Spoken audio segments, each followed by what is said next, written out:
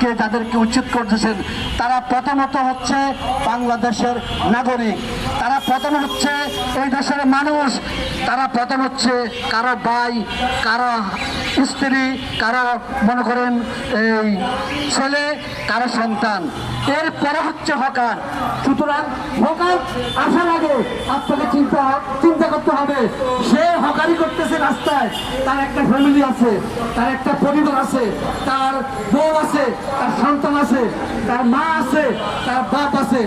ওই আদারওয়াইজ চিন্তা করে আপনাকে হকার উচ্ছেদ ভূমিকা রাখতে হবে, না হলে কিন্তু আপনার যে সবার আগে বাংলাদেশ সেটা হয়তো বেশিদিন টিকে থাকবে না। ধন্যবাদ। দুনিয়ার মজুদ এক হন, লড়াই করুন।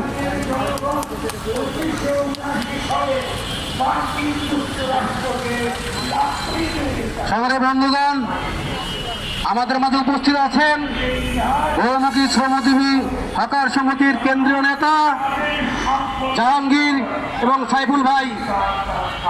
এ পর্যায়ে বক্তব্য